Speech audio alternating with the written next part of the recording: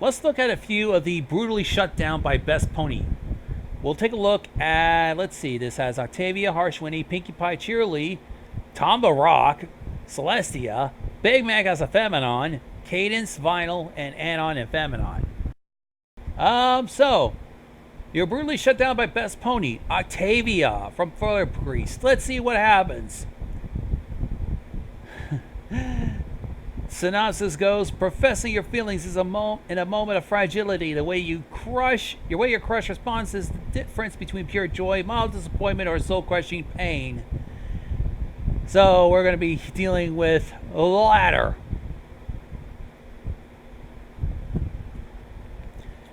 Your head snaps to attention. What is that? What's a sound? Is that music? You look around at your environment, trying to find a source of the noise. Music is rare in Ponyville. No, it ain't. Sure, they sing and hum from time to time, but this is different. It's real, carefully composed music. Rising from your seat outside Sugar Cube Corner, obviously, you follow your ears towards the source. After a few short moments, you find what you've been looking for. On the corner, playing for Tibbs, a gray earth pony with a long dark mane, playing a large stand-up instrument. The eyes are closed, and her expression is stern. Lost in the art of her craft, it seems. You take a moment to wonder to yourself if it's the bass or a cello. You've never known about anything about music, just what you like and don't like. This by far was the most relaxing and peaceful that you've ever heard. With one gentle held note, she brings her song to a close and you clap. She then turns her attention to the one-man audience in a mild shock. "That was amazing," you said in your enthusiastic voice. "Thank you," she said flatly, turning her head away. She flips to her sheet of music, to another page, and brings her bow to her strings once more. You bite your lip and take a step closer. "My name's Anon." She turns her head towards you, the expression still stoic. "A pleasure."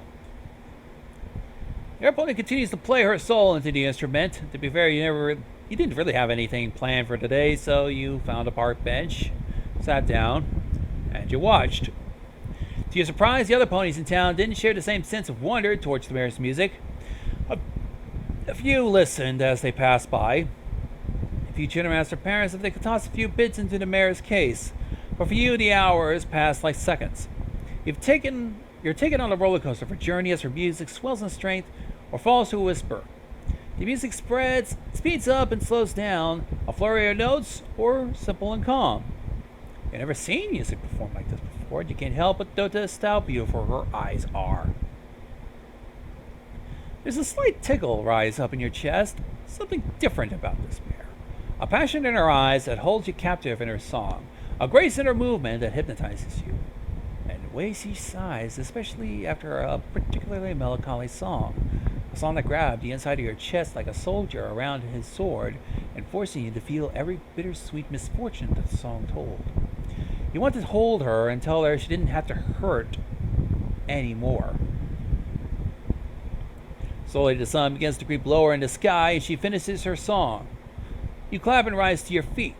She casts you another glance and returns to packing her things up without a word. "That was some of the most beautiful music I ever heard," she said. "Thanks. Do you play professionally? You have an amazing talent." "Yeah, I play with a traveling symphony," she says, locking her case up and rising to her hooves. "Oh, that's cool. I didn't get a name earlier." "You shit," you say as she begins to trot away. She turns to face you, an eyebrow raised. "Why do you want to know?" "Well, maybe I can take you out to dinner and we can get to know each other better." Then for just a second, you see a lonely expression carved into her face. Her features contort. She turned away and released a painful sigh one more time. "I'm sorry, I just don't date when I'm on the road. I don't want to get way down or too attached." Yara clenches. "Oh, I see. Oh, well." Before you can finish, she walked off, taking away the beauty of her music with her as you say, "I wish I at least knew your name."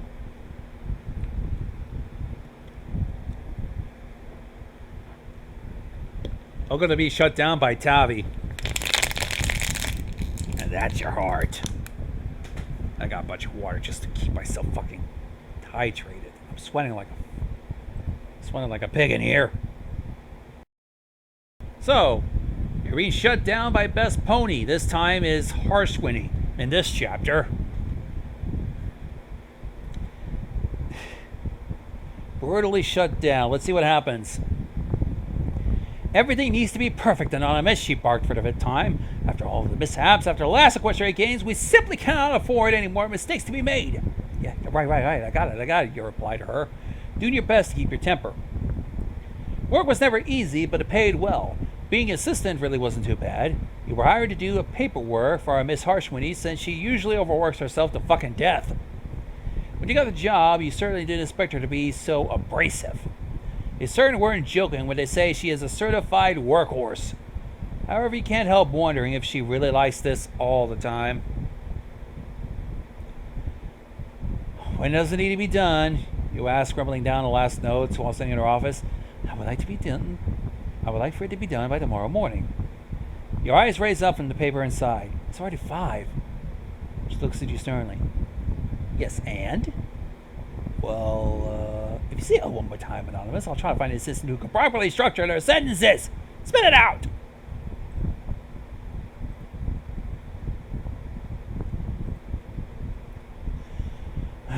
There's no way she could be this prickly all the time, right? Picky, prickly, almost the same. Maybe worth trying to spend time with her outside of the work environment. Get to know each other better. Could make this not so difficult, at least. Sorry, I'm just wondering if you'd like to get drinks after work today. It is Friday, and we're able to complete a big project today.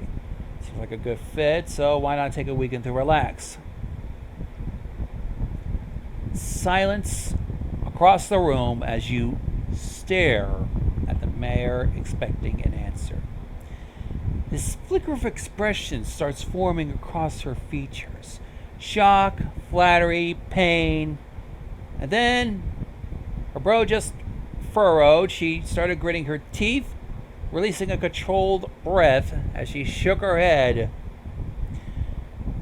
A knife pierces the middle of your throat as you're waiting for her reply. Oh God, maybe this was a mistake. You just wanted to see her nicer side. Has to be something inside. Are you serious? She asked.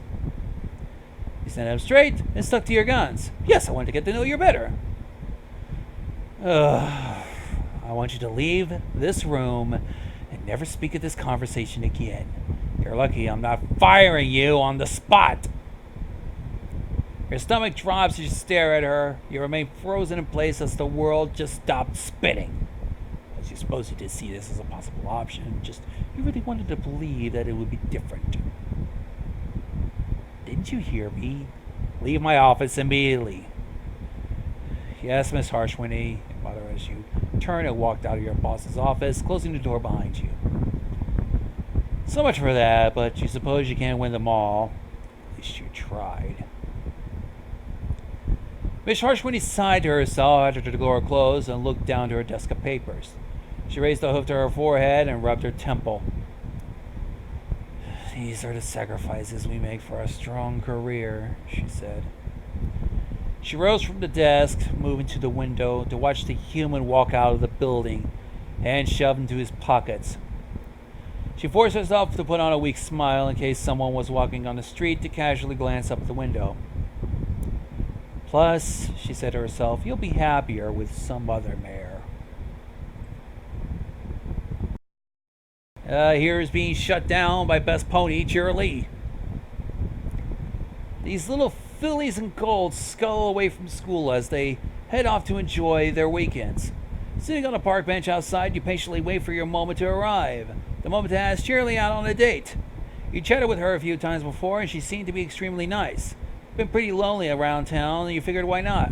She's single, you're single. Makes sense, right? Rising from your bench, you take confident strides to the schoolhouse. Okay, just relax. Don't come off as too needy. Nice and casual. Taking the steps two at a time, you're inside a room filled with tiny desks and a purple mare at the front, gathering papers together at her desk. Knock, knock. Oh, Anon, what a pleasant surprise. What brings you out here? I was just about to lock up. I got off work early, so I figured I'd take a stroll. I saw all the little ones running about. I guess school was out for the weekend. Yep. I'm sure they're all delighted to run home and do their homework I gave them. Well, most of them anyway. Yeah, I bet. So, does mean you're free for this weekend? She looks up, throwing her saddlebag, walking towards the door, letting out a nervous chuckle as she tries to look away from you. Are you being creepy? Too forward? You're probably being too forward. Nope. I wish I have so many papers to grade and chores. Busy, busy. You know what? Screw it. You waited for this a while now. She's good with kids, kind, sweet, warm-hearted. You're going to regret never giving it your all right now. She stops in front of you as you prepare the words you thought of all day. Too busy to grab dinner with me?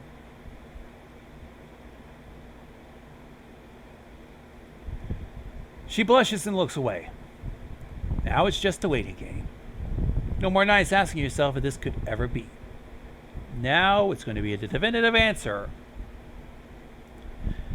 Anon, that's really sweet, but I don't think that's a good idea. You're shocked by her answer, but fair. It's her decision. But to save yourself from months of crippling self-doubt, you went for broke. Why? It's just... I don't think I could date a human. It's just... I don't know. You're a nice guy and all, but I'd rather date some pony. Well, that's a pony. You look down at her as your heart shatters. I really better lock up, Anon. I prefer not to have a human around the school while it's unlocked.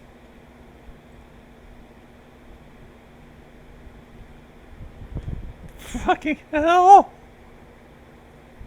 Remarkable to what a cunt in 2 seconds, says one person. Not even Rainbow would be that fast. Being brutally shut down by Best Pony Vinyl Scratch. The roaring beat of the nightclub pounded through the night air for hours and hours, but it had to die down eventually. I think I got a fly in here, son of a bitch.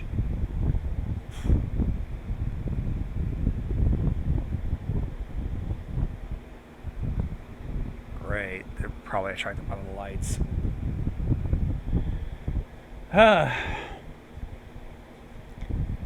The tired out ponies made their way out in small groups, each with their own degree of hobbling and stumbling. Might be 2 a.m., but the night was over. The night was not over for you. You're one of the last in the club to be stone sober. Every night you tried your best to help the local DJ Vinyl Scratch tear down her equipment and get to know her in the process. It started out with the most innocent of intentions. You just liked her mixes. You think EDM is awesome. As you gotten to know her more, you found out she's a pretty awesome person too. Or pony in this case. The lights in the club turn on and the special effects lights turn off.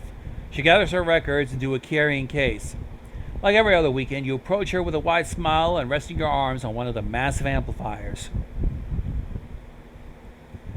Nice show tonight, you commented. Really? I felt a little off my game. Might be allergies or something. I liked it, especially the new song. So you heard that, huh? Nobody could tell when I changed things up. They're all too busy dancing to enjoy the music. Returning to disconnecting your equipment, you decide that this might be your best opportunity. So, what are you doing tomorrow? You know, after you crash, that is. I don't know. Nothing probably. Working on a new song. Something. Why? Well, do you want to maybe grab some brunch? My treat. She looked back at you curiously. 2 words. Bottomless mimosas. Wait, hold on. Just let me clear for a second. You mean like a date? That she asked. Her voice filled with concern. Come on, Anon, it's the home stretch. Don't chicken out now. You got this. Don't be shy. Confidence. Yeah, you can call it that.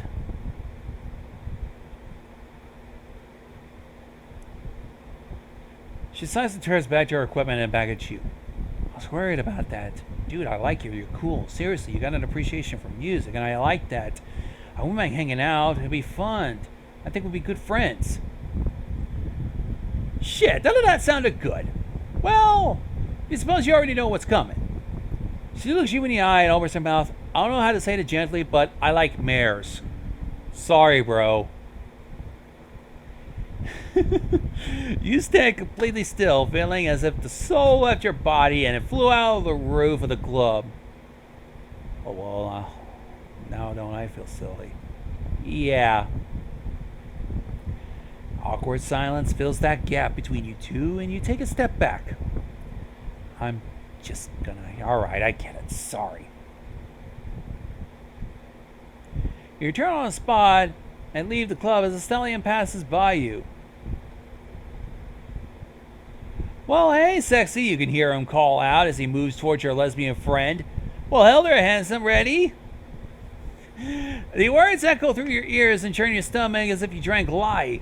You heard the sound of foot-slapping flank and you shut your eyes. You walked out, your fists are balling up. You're already sure if she lied to you or not, but all in all, it didn't matter, you suppose. Either way, it's not like she wasn't even interested in you to begin with. Bait and switch, or just plain lying just because he's a human. Alright, let's see about Pinkie Pie, and then we'll go on to some other short stories. Let's see what Pinkie Pie's rejection is like. For soups, we're getting shut down by Best Pony. Let's see how bad this gets. It's a dreary, rainy day. Ponies gallop across town trying to find shelter from the harsh elements. But you walk along the roads of the little town as happy as can be under your umbrella. Underly. This person mate spelled underly with an Y at the end. What the fuck? You're on your way to the bakery. Since on a cold rainy day like this, a muffin and a cup of coffee sounds marvelous. Plus, maybe the bakery will be a bit empty, and if it is, maybe you can finally work up the courage to... Whoa. So, one stop at a time. Don't get your hopes up there, dude. However, it's hard not to think about it sometimes. The kind mare behind the counter, Pinkie Pie, never fails to brighten your day with her optimistic attitude. The two of you would engage in pun wars when the store was quiet, and she always invited her to her many different parties. If you had a best friend in Equestria, you have to say it was her. It felt like the two of you went together like bread and butter. That's kind of nice. Hang on. I'm going to try to do multiple things while trying to get that order in, so that way we can get that out of the way. Alright? As you press into your empty bakery, an involuntary smile forms on your face. Nani, thank goodness! I was so bored! Why are you upside down? I don't think it's healthy to walk on the ceiling, Anon. You should get that checked. Why aren't you right side up, you chuckled. I just thought I'd come by to check on my favorite mare. I figured you could use some company on a day like today. Pinkie rolls off the counter and back behind the register as the ears perk up and the lips curl into a wide smile. Okay, want anything? It's on the house. No way we're going to sell any of all these days. So since we just have to throw most of it, we might as well give it away. All very generous of your pace, but maybe later. If the baby's going to be that slow, why don't you just close up shop? We can hang out or something. Not like you'll be doing much. Oh, I don't have a problem running the store. It's no big deal. I love working the register. Mr. and Mrs. Cake wasn't even sure if they should be open today, but once I came in, I was sure to tell them that not even a little rain could stop us from selling treats. Except now that I'm giving them away for free to you, so it all seems counterproductive. Oh well, life's short. Life's too short to sweat the small things like profit margins. Oh, I getcha. Well, in that case, what you doing after work? Pinkie pauses and ponders the possibility of that particular evening. Takes a moment to stroke an imaginary beard as she thinks to herself. Oh, I don't know. Probably going to talk to Rarity as she tries to focus on her work. She loves it when I do that. Oh, well, that's cool. Weird. Surely you haven't just came out and said something yet, but you think the way you're asking if she wants to do things with you will be all the little clues she needs to get what you're asking for. On the one hand, this is Pinkie Pie we're talking about. She isn't necessarily known for picking up subtle clues.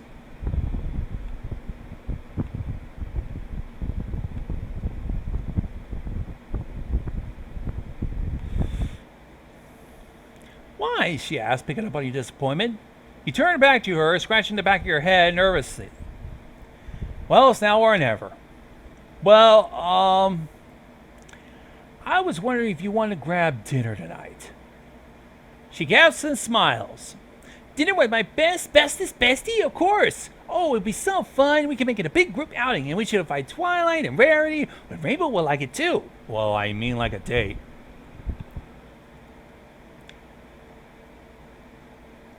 You know, just you and I. As words are vomiting out of your mouth, she paused and looked back at you, and her face is blank. It felt as if the world stopped.